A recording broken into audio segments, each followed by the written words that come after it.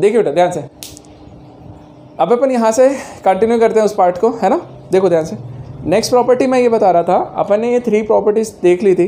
4th वाली property मैं बोल रहा था, जैसे हम लोग है ना डॉट प्रोडक्ट में जाते थे तो हम क्या बोलते थे, A dot A equal to magnitude of A का स्क्वायर होता था। अब यहाँ पे आता है सर ए क्रॉस ए क्या होगा, तो ज़रा सोच के देखो, तुम्हें खुद समझ में आएगा। यदि मैं ए क्रॉस ए निकालने के लिए जाऊँ तो यहाँ पर आंसर 0 वेक्टर आएगा। क्यों आएगा, देखो, ए का मैग्नीट्यूड इंटू ए का मैग्नीट्यूड इंटू साइन थीटा। अब मुझे बताओ साइन, बेटा ए वेक्टर बोल रहे हो ना, तो ए वेक्टर यहीं था, दूसरा वाला भी ए यहीं है, दोनों सेम ही डायरेक्शन में। अब यदि दोनों सेम डायरेक्शन में तो एंगल तो हमेशा 0 ही होगा ना। अब यदि एंगल उसका 0 आता है तो साइन 0 एन कैप, और साइन 0 की वैल्यू कितनी होती है 0, तो साइन 0 0 है तो पूरा ओवरऑल मल्टीप्लाई होकर के 0 वेक्टर में कन्वर्ट हो जाएगा। तो ए क्रॉस ए इक्वल टू मेरे लिए क्या आ गया 0, ठीक है। तो हम उसको सिंपल बोल सकते हैं, ए क्रॉस ए इक्वल टू क्या होता है 0, 0 वेक्टर, है ना। एरो लगाओ, अभी मैं आपको मीनिंग भी समझाता हूँ 0 वेक्टर का, ठीक है। अब समझिएगा, ए क्रॉस ए इक्वल टू क्या हो गया 0 वेक्टर। तो इस तरीके से जाकर के बेटा मुझे वेक्टर्स पे सॉल्व करना है। तो ए क्रॉस ए वाली प्रॉपर्टी भी आपको क्लियर है क्या, ये वाली। तो अब मैं नेक्स्ट प्रॉपर्टी पे आ जाऊँ। अब देखिए बेटा ध्यान से, जो हम क्रॉस प्रोडक्ट पढ़ रहे थे ना, अभी 4 प्रॉपर्टीज़ मैंने आपको बता दी हैं। अब अगली प्रॉपर्टी देखो, वो बड़े काम की है। यदि मान लीजिए मैंने बोला आपसे A vector equals to a1 i cap plus b1 j cap plus c1 k cap, B vector equals to a2 i cap plus b2 j cap plus c2 k cap. अब ज़रा ध्यान से देखना यार, ध्यान से देखना, समझना, बड़े काम की चीज़ है, ध्यान से सुनो। अब मैंने तुमसे बोला ए और बी वेक्टर दे दिए, मैंने बोला ए क्रॉस बी निकालो, ए क्रॉस बी। अब तुम फंसोगे, क्यों फंसोगे मालूम है, देखना जरा। जैसे ही तुमसे बोला मैंने ए क्रॉस बी निकाल बेटा, ए क्रॉस बी। अब ए क्रॉस बी निकालें कैसे भैया, तो आप बोलोगे सर फॉर्मूला लगा देते। कौन सा लगाएगा बेटा, magnitude of A into magnitude of B into sine theta, है ना।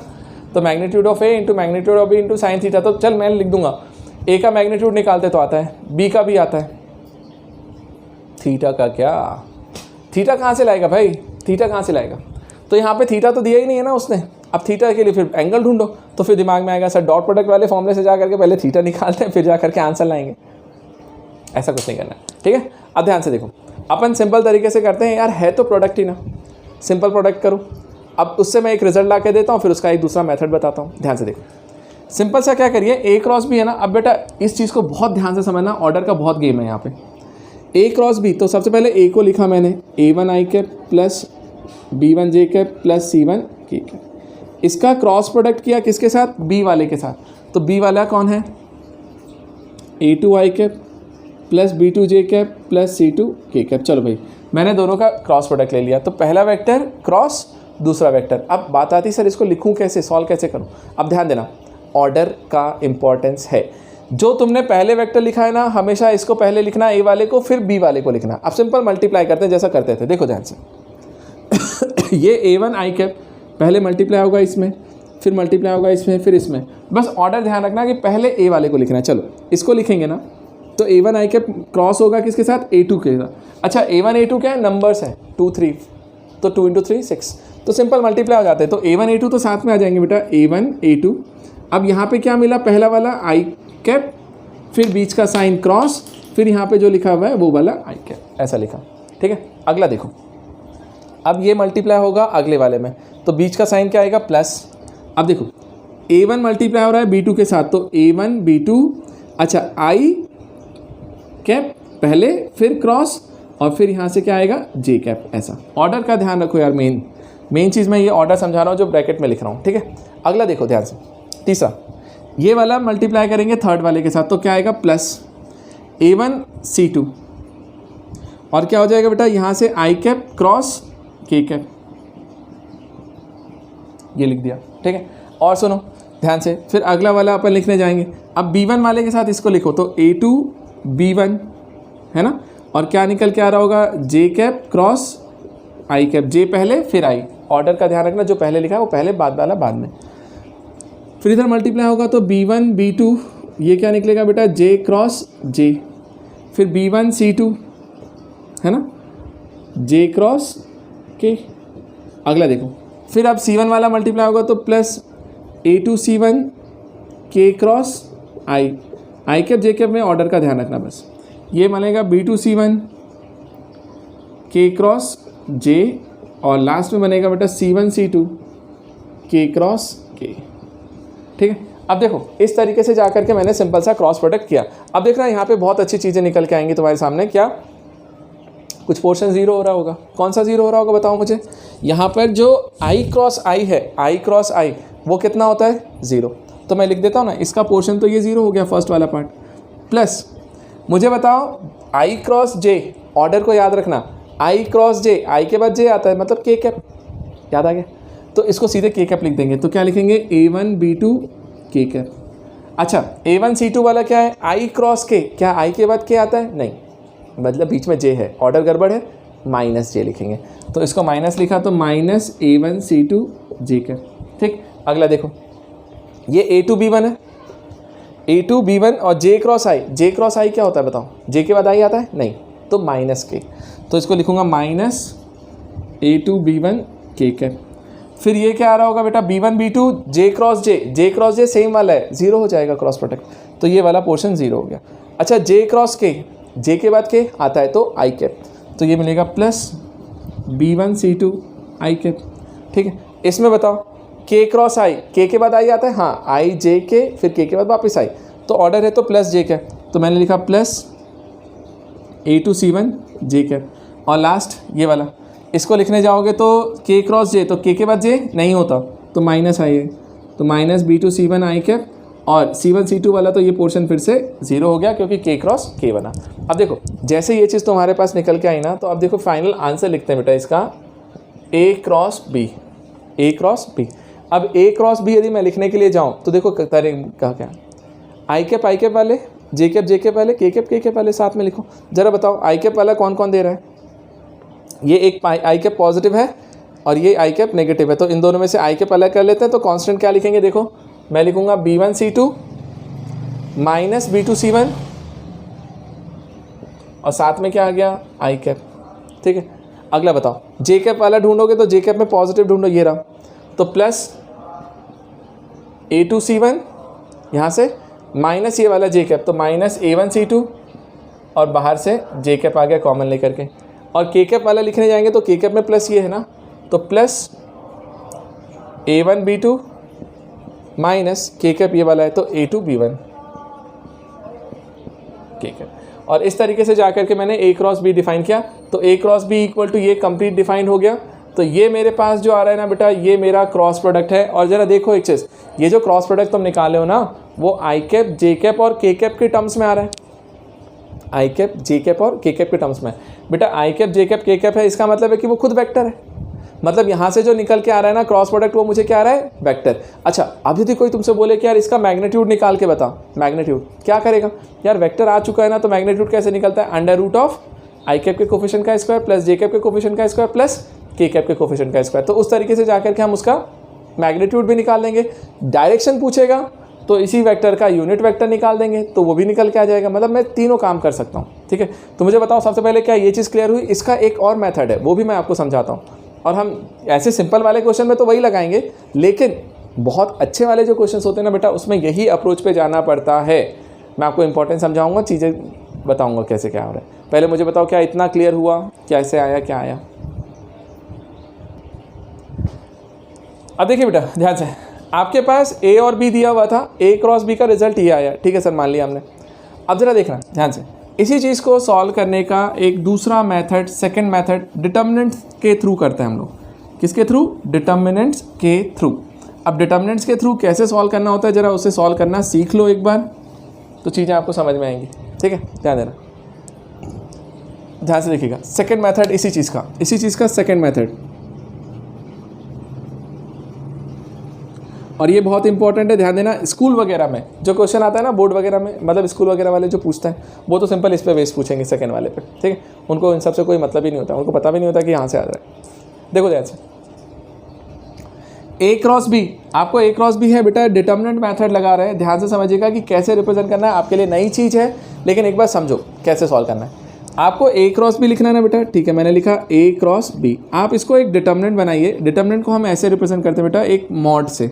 दो वर्टिकल लाइन बनाओ, उनके बीच में हम कुछ लिखने वाले हैं, ठीक है। तो हमने दो वर्टिकल लाइन बनाया, तिरछा बना दिया क्या, ओहो देखो क्या फ़र्क पड़ता है भाई, ये रहा, ठीक है। अब देखो जैसे मैंने ये चीज़ बनाया, अब मैं बोलता हूँ देखो क्या करना है इसमें, आपको सबसे पहले आई कैप, जे कैप और के कैप को एक ऑर्डर में अरेंज करना है। कैसे, सबसे पहले आप यहाँ पे लिखिए आई कैप, जे कैप और के कैप। तो बेटा देखो ये एक रो है, रो मतलब क्या होता है, हॉरिजॉन्टल लाइन। तो एक हॉरिजॉन्टल लाइन है रो, इस तरीके से हमने रो बनाया, ठीक है। अब ध्यान से समझना, मिस मत करना क्लास, ठीक है, ध्यान दो क्या बोल रहा हूँ।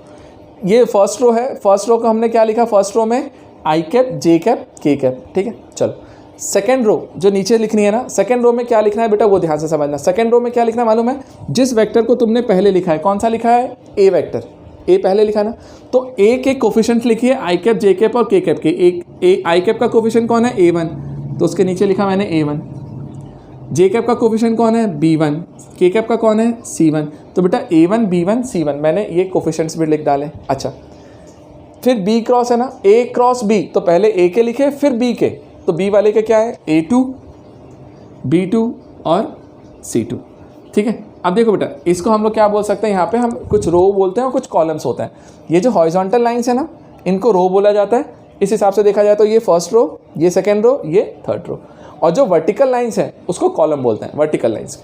तो ये first column, first vertical line, ये सेकेंड वर्टिकल लाइन, ये थर्ड वर्टिकल लाइन। तो ये फर्स्ट कॉलम, ये सेकेंड कॉलम और ये थर्ड कॉलम। तो इस तरीके से हमें रो और कॉलम्स देखने होते हैं। तो बेटा ये रो और ये कॉलम्स होते हैं, ठीक है। अब चलो इस तरीके से मुझे रिप्रेजेंट करना है। तो कभी भी तुम्हें कोई बोलता है ना कि ए क्रॉस बी निकालो, लेकिन ध्यान रखना बेटा ये मेथड सिर्फ और सिर्फ तभी वैलिड है जब आपको ए वाला वेक्टर आई कैप, जे कैप, के कैप में दिया जाए, बी वाला वेक्टर भी आई कैप, जे कैप, के कैप में दिया जाए। तो यदि वो दोनों दिया है ना, तब तो सिंपल इस तरीके से हम क्रॉस प्रोडक्ट निकाल लेंगे। अब इसको सॉल्व कैसे करना है मैं समझाता हूँ। लेकिन यदि उसने ए कैप, ए और बी वेक्टर्स जो हैं वो आई जे के टर्म्स में नहीं दिए ना, तब तो तुम फंस जाओगे। तब क्या करोगे, तो जब आई जे के नहीं देगा ना, तब हम उसी मेथड पे जाएंगे जो इससे पहले मैंने अभी किया था। तो पहले मुझे बताओ क्या तुम्हें ये चीज़ समझ में आएगी किस तरीके से अरेंज करना है। ऑर्डर का विशेष ध्यान रखना है, जो वेक्टर पहले लिखा है उसको पहले लिखना है, जो बाद में लिखा है उसको बाद में लिखना है। तो इस तरीके से पहले आई कैप, जे कैप, के कैप बनाओ, देन ए वाले वेक्टर के कोफिशिएंट लिखिए, फिर बी वाले के लिखिए। पहले मुझे बताओ क्या ये रिप्रेजेंटेशन समझ में आया। तो मैं अब इसको सॉल्व करना सिखाता हूँ कि सॉल्व कैसे करना है।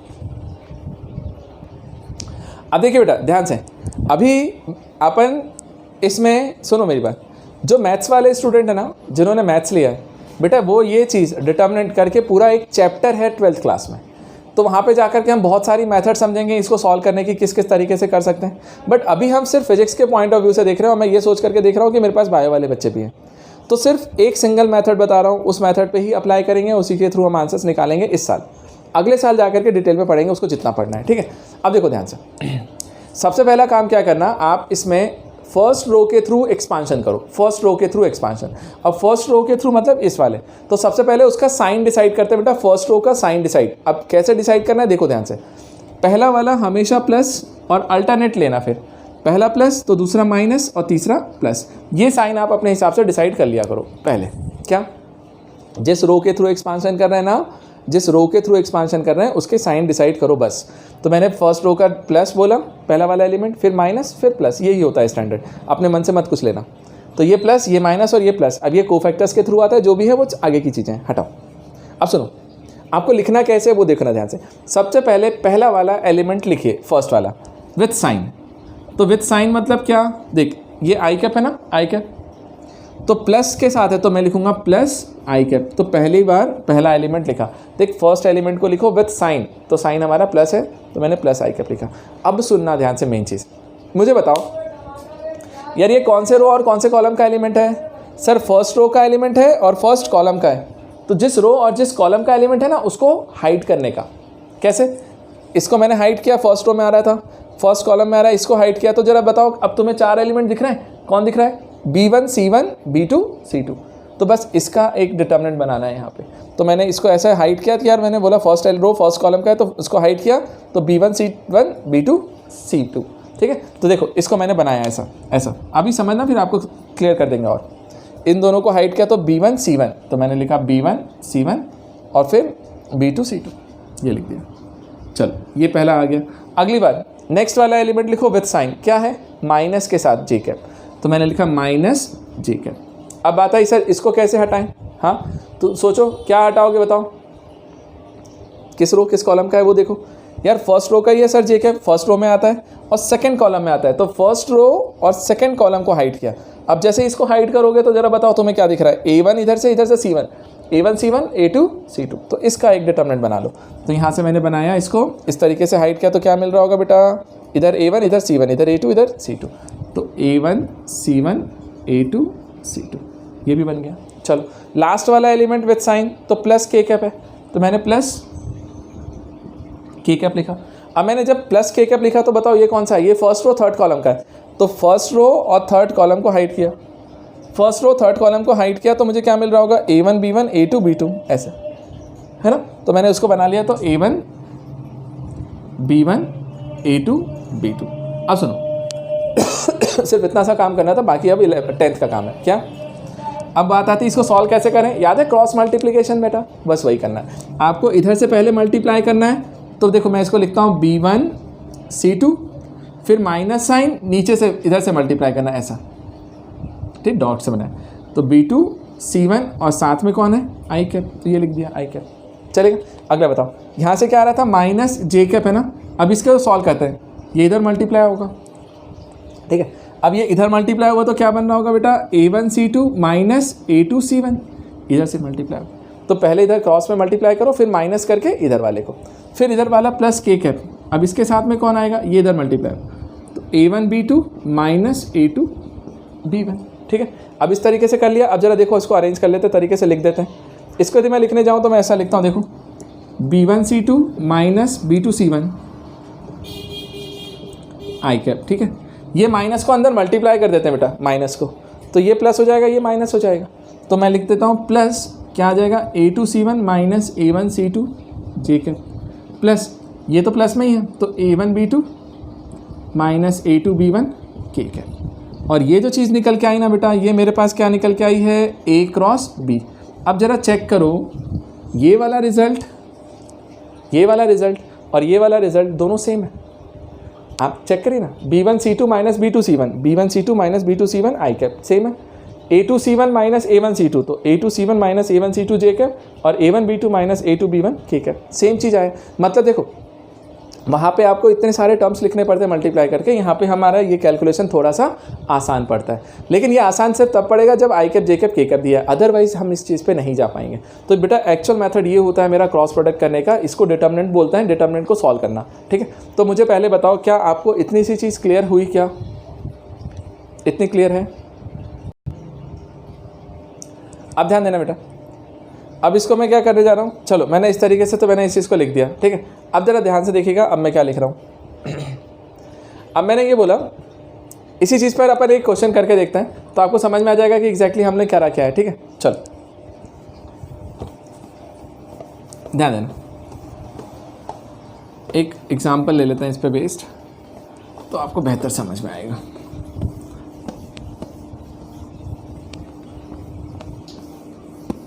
अच्छा, कुछ बच्चे क्या करते हैं पता है, ये A क्रॉस B का फॉर्मूला रटते हैं, फिर उसमें बोलेंगे A1 B2 A1 B1 C1 A2 B2 C2 की वैल्यूज पुट करके।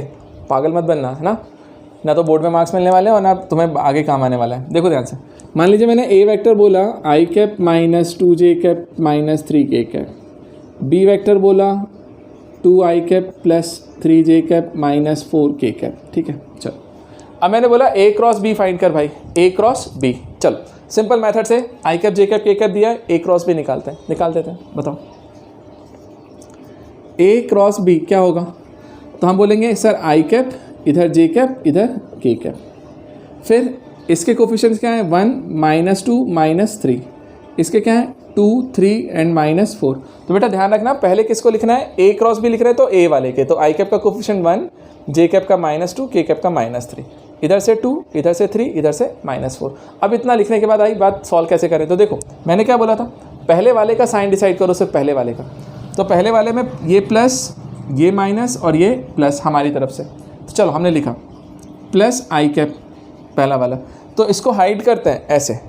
तो हाइड करेंगे तो क्या मिलेगा बेटा, फर्स्ट रो फर्स्ट कॉलम को हाइड किया तो -2 -3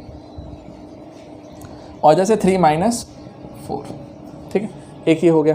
अगला वाला बताना माइनस जे कैप है, तो माइनस जे कैप लिखा माइनस जे कैप, और इसको हाइड करने जाएंगे तो इस तरीके से होगा। तो बेटा 1 - 3 2 - 4, 1 - 3 2 - 4 ये भी आ गया। और लास्ट वाले प्लस के कैप को इसको हाइड करेंगे, इस फर्स्ट रो थर्ड कॉलम को, तो 1 - 2 2 3, तो प्लस के कैप था 1 - 2 2 3 ऐसा, ठीक है ऐसे ही ना। ये देखो 1 - 2 2 3। अब इसको सॉल्व करना है, कर लो, कितना टाइम लगेगा। ये इधर मल्टीप्लाई होगा ना, तो देख प्लस आई कैप तो लिखे रहे, आई कैप ही लिखे बस सिंपल। इसको सॉल्व करेंगे, -2 - 4 मिलकर के कितना हो जाएगा 8। फिर मेरा माइनस साइन ध्यान रखना बेटा, इधर से मल्टीप्लाई करने के बाद माइनस लगाना है, फिर इधर से मल्टीप्लाई, तो 3 × -3 -9, तो माइनस और माइनस मिलके क्या हो जाएगा +9, ठीक। फिर ये माइनस जे कैप, अब इसके साथ इसको सॉल्व करो, तो ये -4 हुआ, फिर माइनस साइन, ये -6 आएगा, तो -6 माइनस माइनस प्लस हो जाएगा, तो +6, प्लस के कैप आया, ये इधर से मल्टीप्लाई हुआ, तो ये कितना बनेगा 3, फिर बीच में माइनस साइन, फिर ये मल्टीप्लाई होगा तो -4, तो माइनस माइनस क्या हो जाएगा +4, ठीक है। अब सुनो मेरी बात ध्यान से, 9 और 8 17 आई कैप, ये कितना आ रहा है बेटा 2, तो -2 जे कैप, और ये कितना आ रहा है 7, तो +7 के कैप। तो ये जो चीज़ निकल के आई ना बेटा, ये मेरे पास क्या निकल के आई A क्रॉस B। अब A क्रॉस B मेरे लिए ये फाइनल आंसर है। अच्छा सोचो, ये क्रॉस प्रोडक्ट आया, अब यदि कोई तुमसे यही पूछता कि यार A क्रॉस B का मैग्नीट्यूड बताओ इस वाले में, तो A क्रॉस B का मैग्नीट्यूड आप कैसे निकाल सकते थे यार, वेक्टर बन गया तो सिंपल कुछ नहीं है, आई कैप के कोफिशिएंट का स्क्वायर 17 का स्क्वायर प्लस -2 का स्क्वायर प्लस 7 का स्क्वायर, सॉल्व कर लीजिए। 17 का होता है 289, इसका हो जाएगा 4 + 49, है ना। तो कितना हो जाएगा बेटा, जो सोच लीजिए 89 और 9 मिलकर के कितना हो जाएगा 98, तो 302 342, तो √342 ये आपका मैग्नीट्यूड आ गया। अच्छा इसी में तो वही तुमसे पूछ लेता कि सर इसका डायरेक्शन भी बता दो, तो डायरेक्शन बताने के लिए आपको क्या बताना पड़ता है, यूनिट वेक्टर, है ना। तो यूनिट वेक्टर मतलब n कैप, तो क्या होगा बेटा A cross B upon magnitude of A cross B। अरे यार इसका यदि यूनिट वेक्टर निकालना है तो इसी वेक्टर को उसके मैग्नीट्यूड से डिवाइड कर दो, तो वेक्टर कितना आया लिखो 17 आई कैप -2 जे कैप प्लस 7 के कैप, और इसका मैग्नीट्यूड कितना आ रहा था √342। आप सिंपल सा निकालेंगे, यहाँ से आपको डायरेक्शन मिल जाएगा। तो अब मैंने आपको तीनों चीज़ बता दी कि क्रॉस प्रोडक्ट निकालना है तो कैसे निकालना है, उसका मैग्नीट्यूड निकालने के लिए बोलेगा तो भी हम यहीं से रिलेट करते हुए निकाल देंगे, और डायरेक्शन निकालने के लिए बोलेगा तो भी निकाल देंगे। अब मुझे बताइए कि आपको क्लियर है।